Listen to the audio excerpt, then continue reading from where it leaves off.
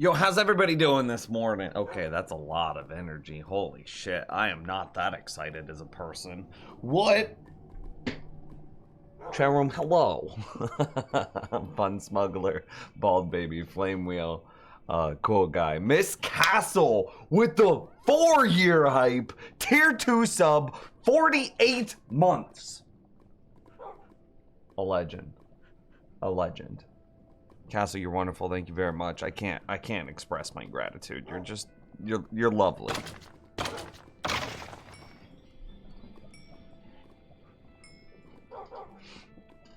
Thank you guys for being here at the top of the stream. I get up early on Friday. You can't stream before I am this time? What do you mean? The pupper's named yet? No, I'm a degenerate. I haven't named the dogs yet. I've got, like, I don't even know. How am I doing? I'm doing pretty good. I woke up. Bro, I had the worst dream last night. It wasn't even, like, an objectively bad dream. I just woke up so freaking angry, dude. Like I had this dream. Okay, let me tell you about this dream. So, I'm dying. So, okay. Candy and I, like, the context of the dream was Candy and I bought a house together. We were in this new place. Listen to that wither skeleton farm working.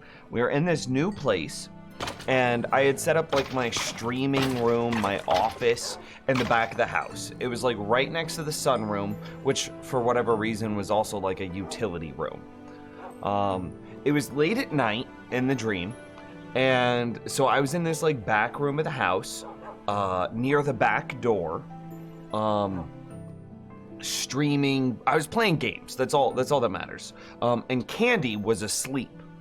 So I'm in there chilling, playing games, and all of a sudden, I see through the sunroom, because it's like just glass and whatnot, I see somebody stand up just on the outside of our sunroom. It's like 1 o'clock in the morning, or no, it's probably like 2 or 3 in the morning, guesstimating. So somebody just stands up, and immediately it clicks in my brain that this motherfucker had crawled all the way through my backyard so that way I wouldn't see him to get up close to my back door. He crawled. So anyway, he stands up and just like emerges right next to, like, 10, 15 feet away from me, through this like sunroom or screened in porch sort of area. And so like I jump out of my chair, I'm gaming, I see this happen, I jump out of my chair and I run over to make sure the back door is unlocked. But because we had just like bought the house or just moved into the house, I wasn't really familiar with the door lock or something like that. And so like for whatever reason, I couldn't get the deadbolt to line up correctly. I don't know if you guys have ever had this, but have you ever had like a door where you had to like either push the door really hard and then lock the deadbolt, or kind of pull the door a little bit so that way the deadbolt would go through? Yeah, it was basically that. So like I couldn't fucking jimmy the door in just the right way in order to get the deadbolt to lock. And this guy is now like, he's like now slamming into the screen door in like the sunroom in this porch area, and he gets it open. So I'm like, nope, fuck this. And so I bail on the deadbolt and I go running back through the house yelling at Candy. I'm like, Candy, someone is breaking in. And I'm like yelling at her, trying to get her up and out of bed, get her like on the phone or with a bat in hand, right? And so I have a pistol in the house. And so like, and this is true in real life, everything about this felt so real. I went and grabbed my handgun, and whenever I came back through the house, this dude, clearly like high out of his mind on meth, he's like doing that like meth like shake. If any of you have ever lived in like a bad area, you know what like the meth twitches are. Anyway, so this dude is now like in the middle of my living room. And there's like a woman with him, like I guess that he brought his girlfriend through this for this breaking and entering. So like now I'm on one side of the living room with my gun, and they're on the other side of the living room just standing there like being like, whoa bro, calm down, it's not that big of a deal. And I'm like, you're fucking breaking and entering, get the hell out of my house. And this is all a dream. And so like I've got my gun trained on them, and I'm just like, I'm yelling at them, just leave, get out of my house, get out of my fucking house. And eventually he's like, whoa bro, it's not that big of a deal, you just gotta calm down, blah blah blah. And I'm just yelling at him to get out of my house. Eventually him and his girlfriend do leave, and so now Candy and I are like, we go and we like lock the back door and blah blah blah, and I figure out how to do it, and we're sitting in the living room and we're like, do we file a police report? This is all a dream. There's no like jump cuts, there's no weird time manipulation, there's no nothing. Everything felt so real.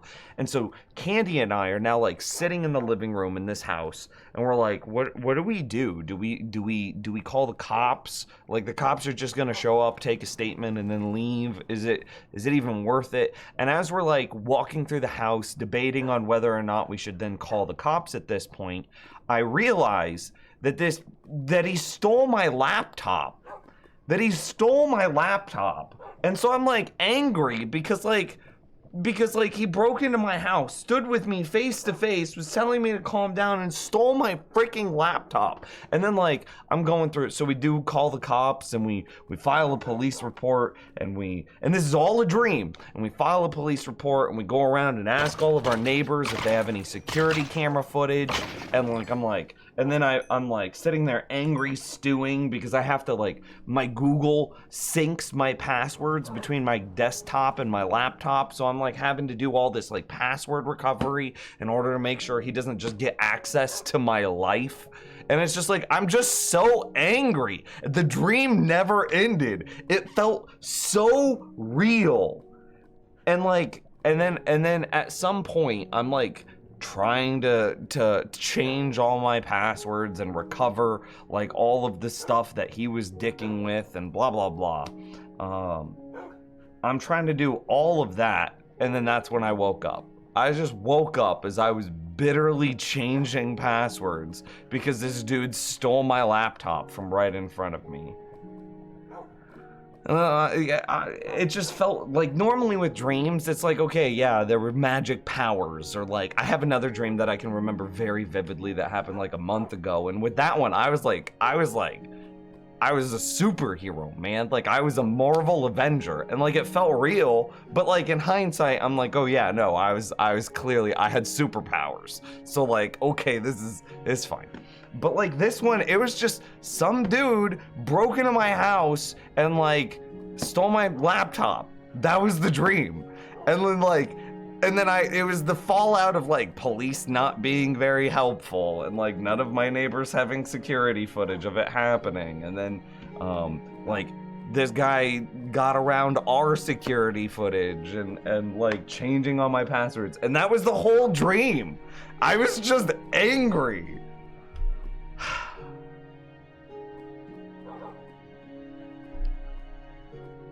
That's how I woke up today. You heard discovery? Bro, it's the smallest discovery ever, but yeah, I found something. You went back and watched the VOD on the chicken farm? Looks great. Hey, thanks. It's pretty good. It's slow. It's slow for sure. But the concept is there. I just have to get a little bit more. I have to hit that dispenser a couple more times per cycle, and then we can have like a real number of cedar chickens, you know?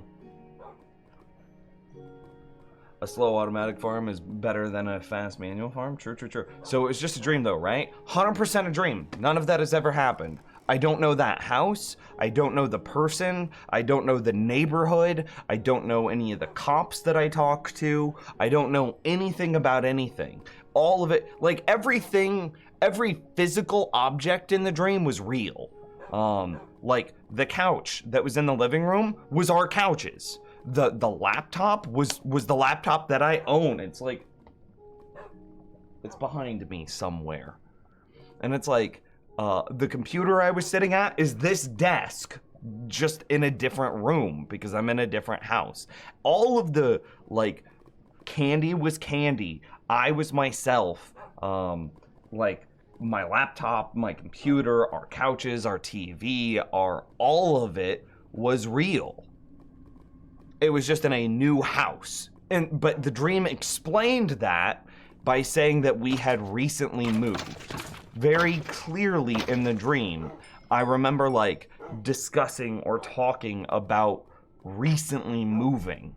And that's like, it felt so real.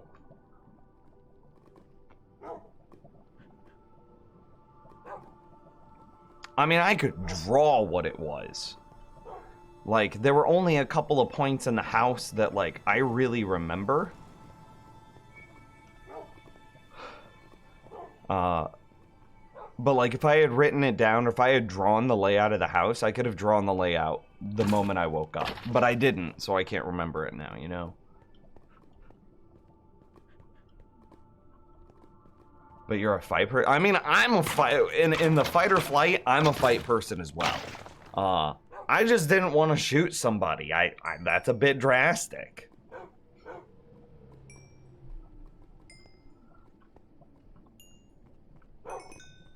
That was the logic in my dream. And it's like, yes, somebody is currently actively breaking into my house. I think it's reasonable that I went and got my handgun, but I think it's also reasonable that I did not shoot that person. They weren't, while they did break into the house, they weren't in the dream, they were clearly not threatening me. It was they were clearly attempting to burgle, and like they were cowering while I had my gun aimed at them.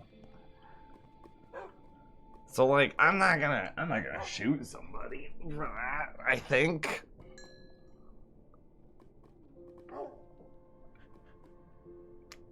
Well, I didn't know that they had my laptop as they were standing in the living room. Either they grabbed it on the way out. I think they had a backpack or like a knapsack or something like that. And I assume, in hindsight, that they had probably already grabbed the laptop by the time I had run from the back computer room through the house to then get to the bedroom, and then to open my safe and grab the gun. I assume that in that window is when they had grabbed my laptop, which is wild because like it doesn't have to make sense. It's a dream, but it made perfect sense. The timing, the placement, the orientation of everything was just real.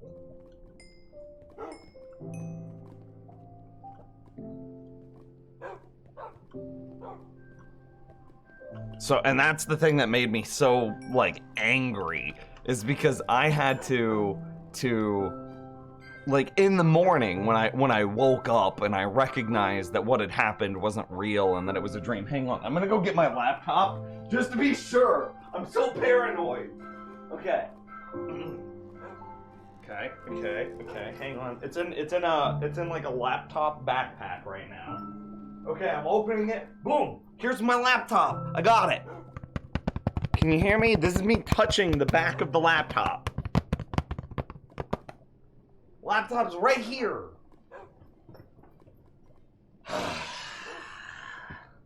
God, I even remember in the dream, like going on Craigslist and Facebook Marketplace to try and see if he had tried to scalp the laptop or not scalp it, but resell it or something.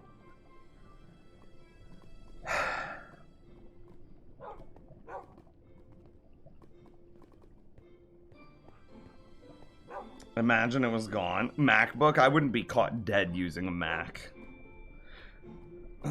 Finish the Wither Skull farm today? Yo, okay, so the thing that I found, I was doing some maintenance, you know, just cleaning up, getting ready for the stream. I was going through everything, making sure that we had supplies, and making sure I was gonna have a good stream, right?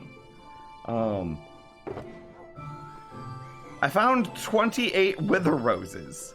When did we put 28 Wither Roses in this freaking shulker? When did we do this? There's nothing in this. But where did 28 Wither Roses? You remember when we first put the farm together? I could have sworn we had 2 stacks of 64 and then a little bit extra. And I remember very clearly going, we just placed down 2 stacks, but I thought we had more than that. I remember saying that. It was maybe a week ago, maybe like Monday. I remember being like, oh, I thought we had more Wither Roses than that. I thought I had another like half a stack. I bet, you know, because you know, I use like I use my num keys to pull stuff out. I don't shift click it out usually. Like this is shift clicking. What I usually do, if it's just one thing, is I'll actually push like 1 through 9. So if I push it, say 5, do you see how it swapped the position with my torches? So what I'm assuming I did is whenever I went to grab something out, I had Wither Roses on my bar, and then like I freaking pulled it out and like swapped the spot of the Wither Roses with the thing that I pulled out. That's the only thing I got. So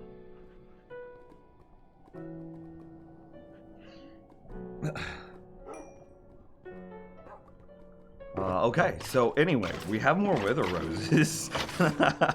So I can add some more to the layers of the farm. Let's do a skull check real quick while we've been chatting. 28 skulls? That seems pretty good.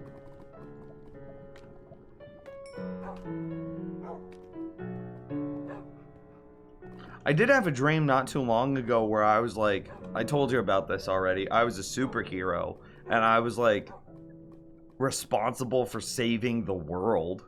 That's pretty cool. I had like powers and shit. It was sick. It was actually so sick. I haven't thought about it. I told Candy about it. So, you know, because it's a dream, it probably faded for me, but maybe she remembers it better. I remember in this dream, Candy was dead. Because every time I dated a girl, they would die of mysterious circumstance. And so I had like gotten really apathetic about dating women. Like I'm cursed. I'm not going to date anymore. This is bad. I'm just getting them killed somehow magically. And like I had somehow convinced myself that it was all my friends were I think all my friends kept dying of mysterious circumstances too. So I was like, I'm never going to have any friends, and I'm never going to have and I'm never going to date ever again. And then I ended up making, like, I became friends with this girl at like a diner or something like that. A very classic story. And I'm like, no, we can't be friends. Don't get close to me. Don't do anything. I'm cursed. And like her and her brother were like really insistent, like, oh, you're not cursed. Don't worry about it. Blah, blah, blah, blah. Question, is there any way the item sorting itself to make it more of a buffer so the target item gets sorted to puts in the chest unless being in the hopper, like 41 plus 1 plus 1? Yeah, but I don't really care about that.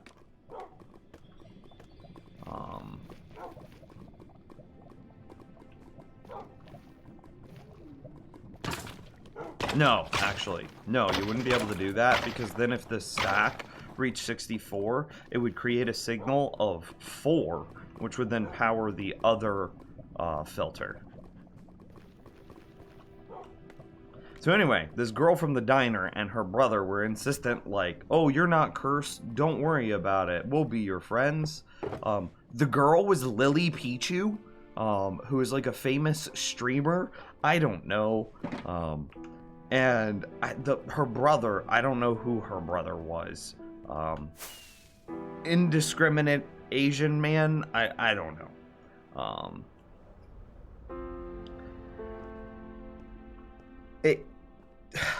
How did it go?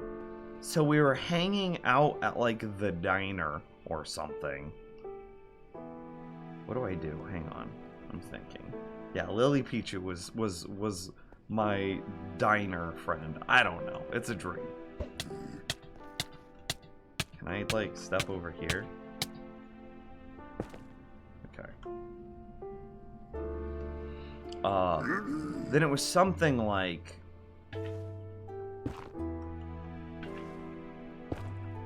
God, how did that dream go?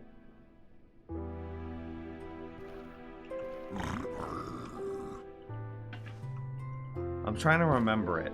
Okay, we were all hanging out at the diner because that was like the only spot that we felt was safe or reasonable. Oh, I remember.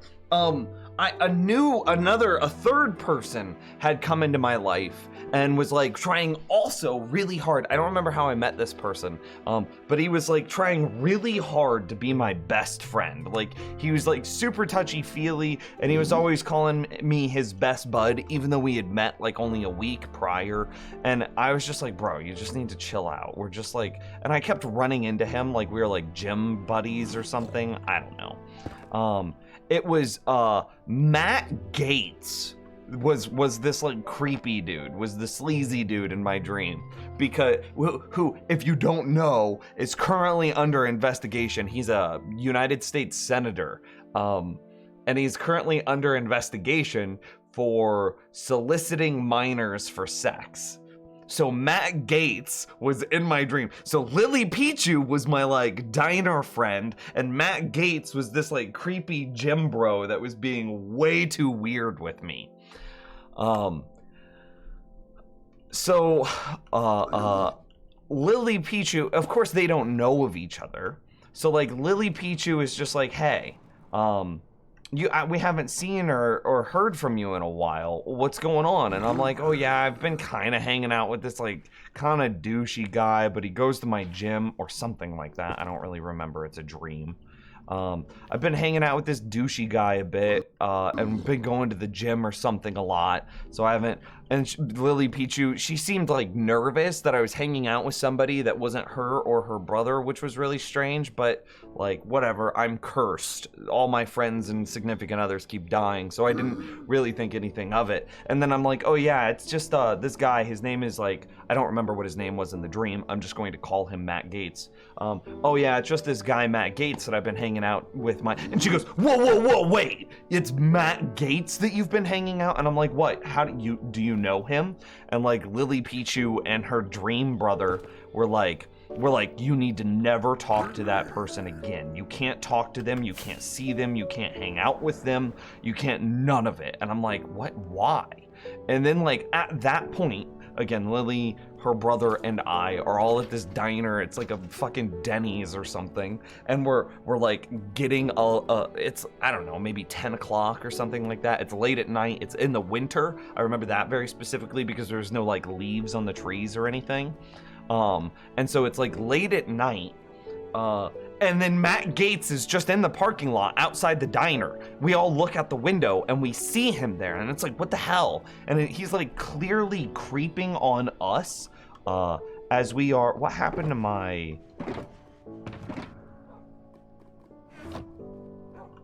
Oh, why did I put it over there? And we're like, what the hell? Why is he just creeping on us in the parking lot? And like, Lily and her brother are like, oh, this is it. It's happening. The thing is happening. He knows now. And I'm like, he knows what? And then Lily Pichu's brother is like, I'll go outside and I'll try to take care of it. So Lily Pichu's brother goes outside and like tries to confront Matt Gates, and then like they break out into a fight in the middle of this parking lot, and then like they start using powers against each other. So Lily Pichu's brother is like shooting him with like blasts of light.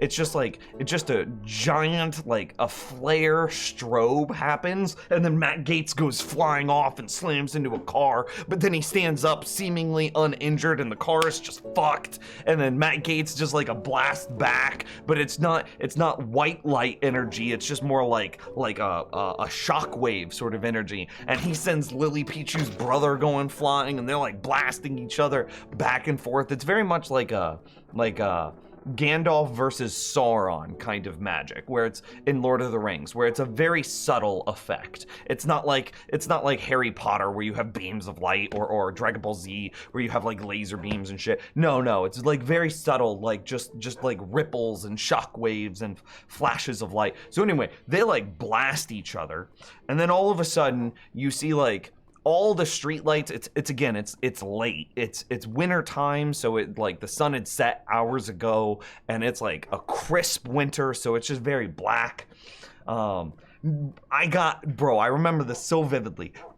And so then all of a sudden, like the lights start to go out, and one of the last things that you see is like Matt Gates get really big, like he swelled up in size, like a freaking Super Saiyan, like he's just monster now. He went from being like human size, 6 foot, whatever.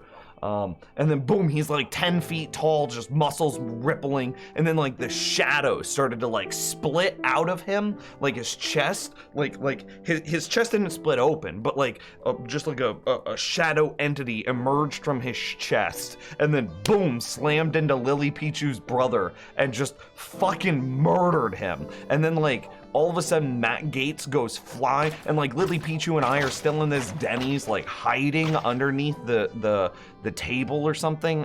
And then so Lily Pichu's brother just gets murdered and just gets sent flying. We hear his screams and like of his body just like in like the gurgling of the blood, I don't know how I heard this. I'm inside of a diner and dude's like on the other side of a parking lot, but I heard it. It's a dream. It makes sense. And so Lily's like, oh God. And she like starts weeping and she goes, we gotta go, we gotta go. And so we take off, like we run through the diner out the back door and we're like in the back parking lot now. Matt Gaetz is nowhere to be seen, but all the lights all the lights in this like parking lot, strip mall area just start to like go out, just boom, boom, boom. And it's that like, the lights furthest away from you are going out and they are going out moving towards you. So like we start taking off running and like right next to this Denny's parking lot, there's like this wooded forest area. So we take off into this wooded forest and it's very like,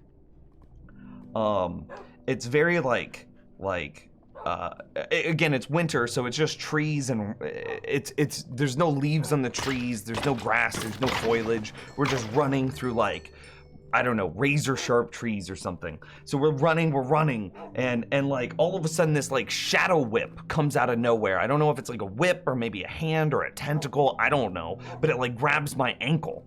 And then like Lily Pichu, then, again, for context, Lily Pichu is this other streamer. Hang on. Let me see if I can find just a picture of her.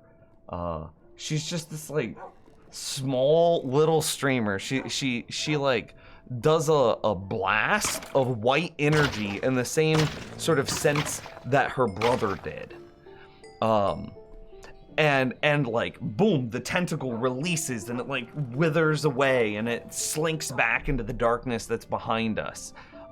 And so we continue running, and we get up on top of this hill, and then like the moon is very prominent in the night sky. We're up on top of this hill. It's one of the only spots in this like forest area, this wooded area that doesn't have any trees, and then there's like all these trees kind of creating a moat around the bottom of this hill. I don't know. And anyway, so then like this shadow entity, I think like Aku from Samurai Jack, kind of. Aren't her and Michael Reeve dating? Yes, they are. Think Aku from Samurai Jack like rolls up out of like the tree wooded area, and Aku and freaking Lily Pichu are having like energy battles right in front of me. But Lily Pichu, to her, she tried her best, valiant effort. She's no match for Aku. And like now I'm there like the Aku just like throws her casually to the side. She does that thing where she's like slams into a tree and then passes out at the bottom of the hill. She's not dead, clearly, but like this shadow monster Aku, smoke monster from Lost, mixed with Samurai Jack, whatever. He doesn't care about her. He's clearly there for me. And again, this might be conceited, but like this is when I find out I have superpowers too. And so at that moment, Aku starts to like he like sends out some tentacle arm things and he grabs each one of my hands and each one of my ankles. So I'm now like splayed open, and it's like he's trying to rip me in half or rip my arms and legs out of their sockets.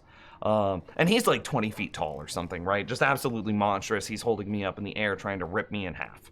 And at that point, I'm like, something snaps, something clicks, something, right? And I realized that like, oh shit, I can do magic too. And like, all of a sudden, like this bright white light flashes and I'm able to like rip my arms out. It kind of like weakens his tentacles that are holding me. It's not like a weird tentacle sex dream, I swear, chat. So I like the tendrils of shadow that are holding me on, white light flashes and I'm able to rip my arms out. And then like I realize that I can control the white light flashes, and so I blast white light at my feet, and that causes his like shadow tendrils to like slink back as well. And then Aku and I are doing battle on this hilltop with like the moon right behind us, and it's like there's the shadow tendrils from Aku and I'm like deflecting them with blasts of white light, and I'm like blasting him, and it like makes a hole in him, but then the shadow forms back together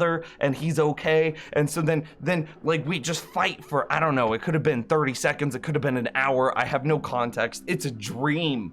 And then like all of a sudden I like manage to grab him or something like that, and like I start to channel just like the white light, powerful magic energy directly into his form, and it's like disrupting his body, and all of his like his edges of his person start to fade, and it's like the smoke that makes him up starts to disperse. And so like I'm clearly killing him at this point, and he like panics, he like summons all of his energy and creates like this big blast and sends me flying, and then like I see what I'm supposed to do, and like I clap my hands together. Again, this is all a fucking dream. I clap my hands together, and then I start to pull them apart, and it's like it took great energy. It was like I was pulling something apart that was hundreds of pounds.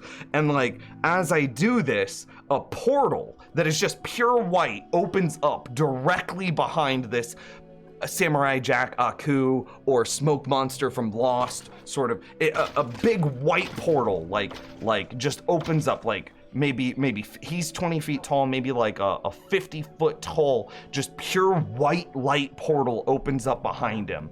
And like I'm clearly opening this portal by like stretching it open behind him, and then he's like getting sucked into it, and it's like, again, it's weakening his form. The edges of his person are like fading, and he's like withering away and getting smaller and smaller. And like the white light kind of fades out, and there's like this like hell landscape jail cell that like you can start to see through the phase or the fog of the white light, and then boom, right, he like gives one final blast of energy, and I match it while I'm also opening this portal, and boom, that explosion, that meeting of like the dark and the light energy is enough to send him flying into the portal. The portal closes, and he was defeated.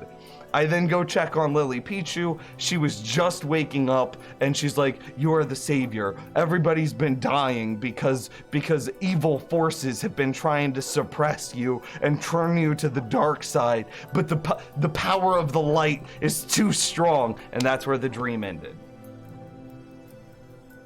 That was another dream that I had. I don't know, chat room. Whenever I woke up and I told Selena Candy about that dream, she's like, "Dude, you just watched an alternative universe self like do battle. That's all you watched." And I'm like, "Bro, I don't know what that was."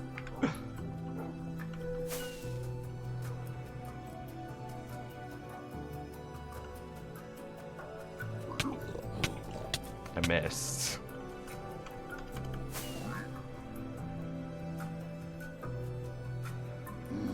But yeah, that was another dream I had like a month ago.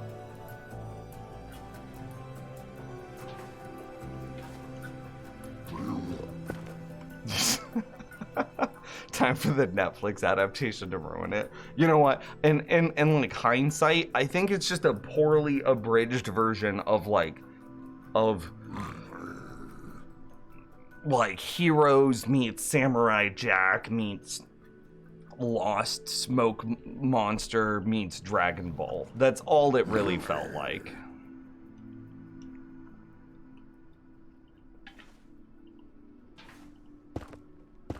But yeah, that was another dream I had.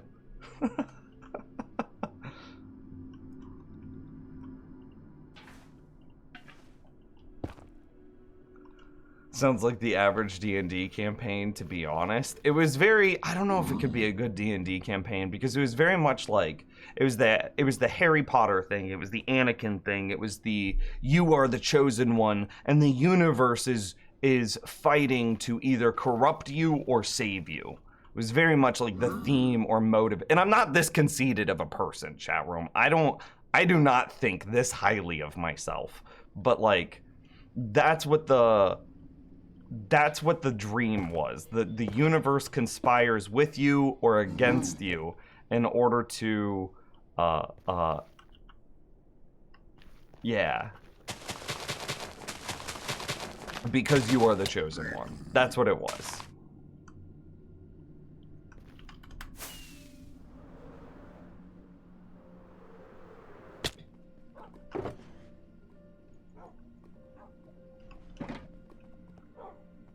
Oh, hey, Rassel! Tier 1, 43 months! You're a legend. Sorry, I was telling a story. I missed it.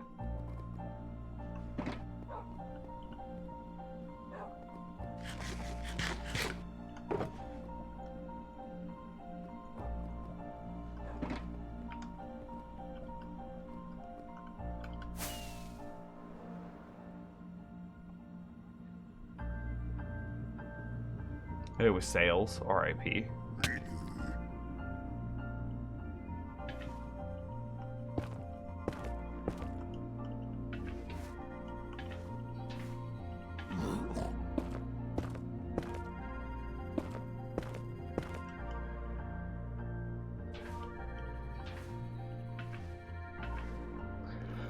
Okay, that's a good sign.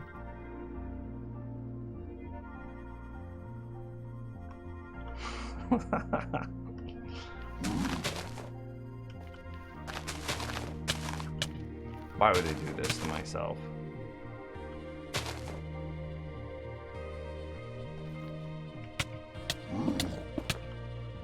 And there's the last. No, wait. 1, 2, 3 wither roses.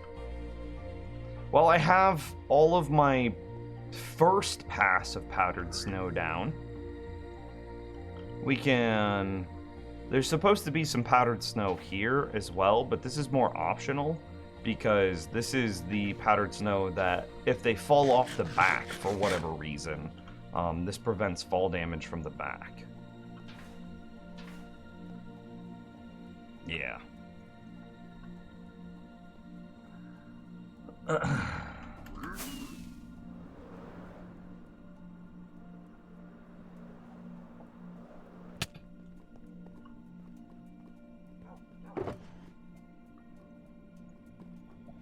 So yeah, that was that was the dream I had last night, and then another dream that I had recently.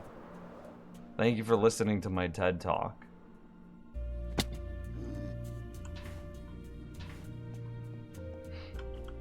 I was an anime superhero, chat room.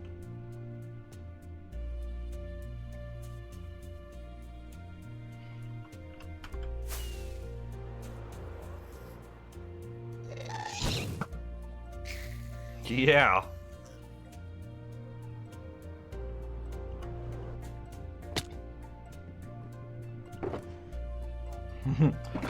Who's your favorite superhero? More of a TEDx talk. Ooh. Do we have better rates now? I mean, we just increased the spawning platforms by... We pulled up 28 wither roses, so that's 28 more spawn platforms, right? Oh, you know what we should do? We should go check the egg farm. Come on, let me down the whole thing. 30, 30, 30. Yeah. We should go get some eggs and move the egg farm into this area. So that way while we clear areas, because I saw, wait, can I show this to you before we leave? I saw something while I was doing like my stream prep. I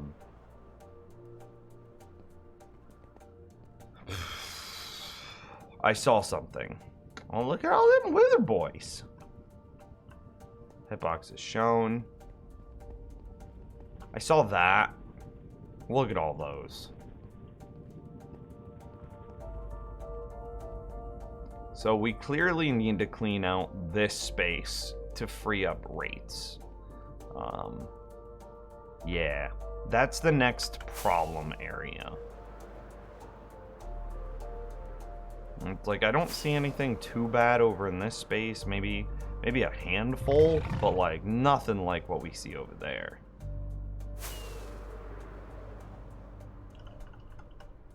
Did the powder snow do anything while we were gone? I didn't even go to the overworld to check, so I don't know.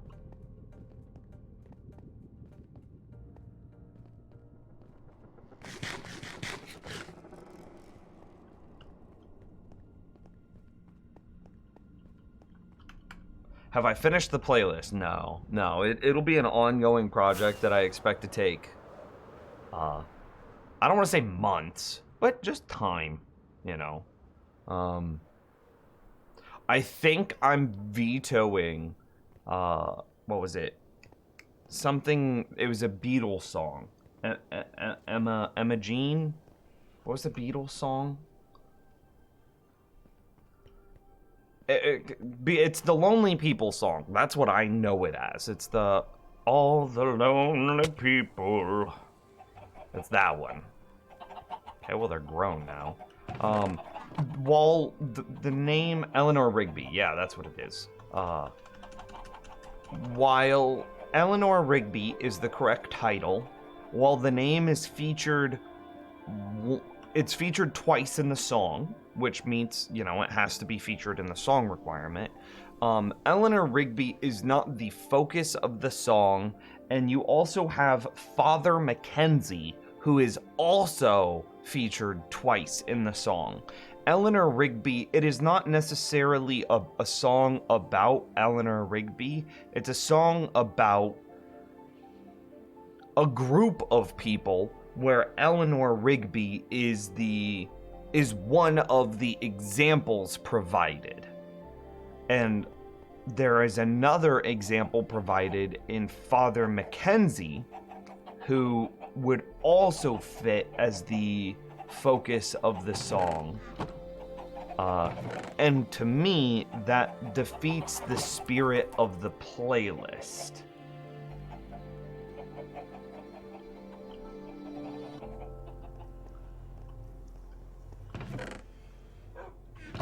I don't know if that makes any sense, but yeah, that's what makes sense. What is this playlist? It will be a 26 song. Okay, so context. I went, my cousin's wedding was this past weekend. It's a 6 to 8 hour drive away. 6 to 8 hours in the car leads you to listening to a lot of music and podcasts. Candy and I took this trip together. We spent a lot of time talking about playlists, and there's a conceptual playlist that I've wanted to make since I was like a wee lad. And through this car ride, we finally got to talking about it and got it started. And this is the playlist.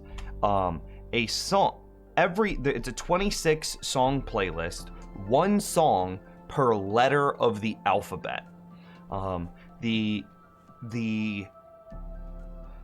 Each song should be dedicated to a person, and through the course of the playlist should cover as many different types or genres of music as possible. So an example of this is the opening song is Angie by the Rolling Stones, right? And then the second song is Billie Jean by Michael Jackson, right? And then Cecilia by Simon and Garfunkel, I think, is the third.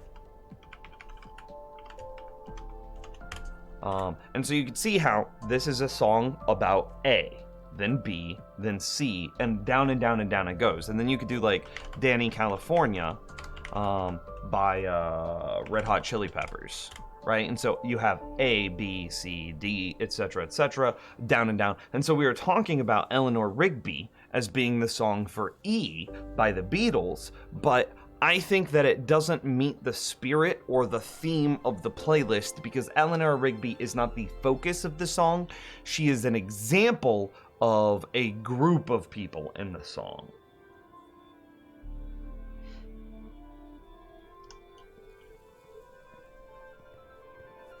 So yeah.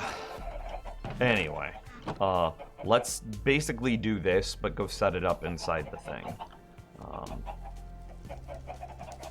Do I have enough vines? What did I do with the rest of my vines? I'm going to assume that I have the correct stuff inside my redstone shulker. Let's go get some chests and some vines.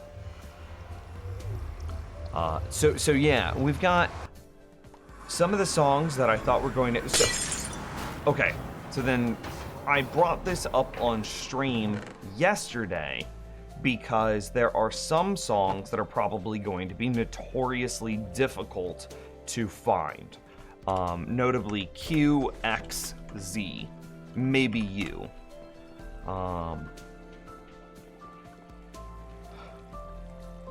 For X, we found X Gonna Give It To Ya by DMX. That fits because X is the first letter of the song. It's about a person who he is referring to as X himself. And it is... Right, you get it.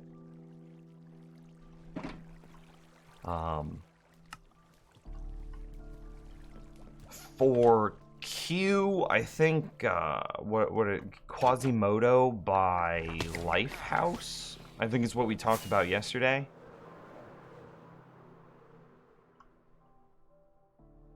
Why not just cannibalize the egg layer in the nether already? More eggs. 2 farms, more eggs.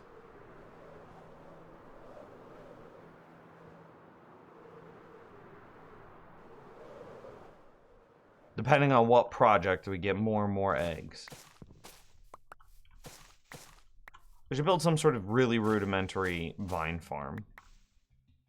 Why haven't I done that?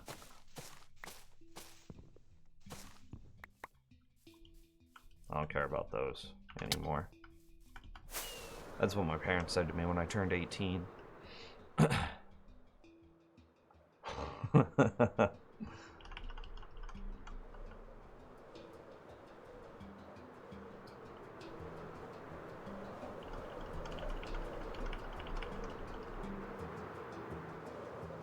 Do I need anything else while I'm in the overworld?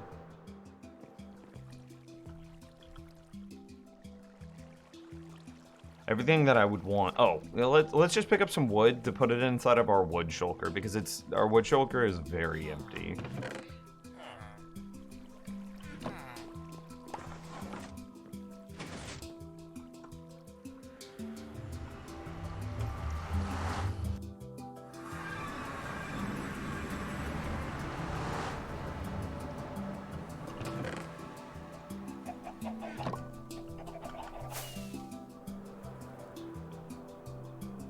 Okay, so goals for today's stream look like this to me. We set up this egg farm. We get a bunch of eggs.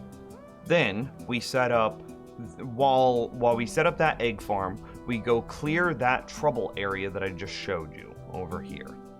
Then, once we're done clearing that area, we should have a lot of eggs. We take those eggs to the nether, or excuse me, to the end, summon a wither, kill all of the chicks that we hatch from those eggs. Look at all this experience, chat room. It's already working a little bit. We go to the end, summon a wither, use the wither to kill all the chicks, to get a bunch of roses, to then finish the farm. Yeah, we're gonna be like Master Chief. Finish the farm.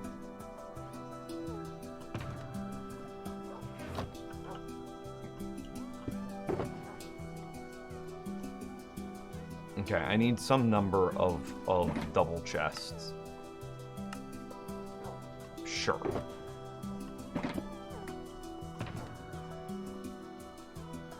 And then I need my redstone stronger. Okay, so I was also thinking about this, and if we have more time, what we might do is we might work on setting up the nether tree farm. The experience rates, while slow, might be fast enough to keep our axe repaired. I don't know yet. Oh, hey, we also want to do one more thing. I want to put a button on top of this so mobs quit spawning there. Yo, Space Time, what's up? Yeah, like, look at this. That seems pretty good. I wonder if the rates get better if I stand over here and thus despawn some of the monsters that were over on that ledge. I don't know. Anyway.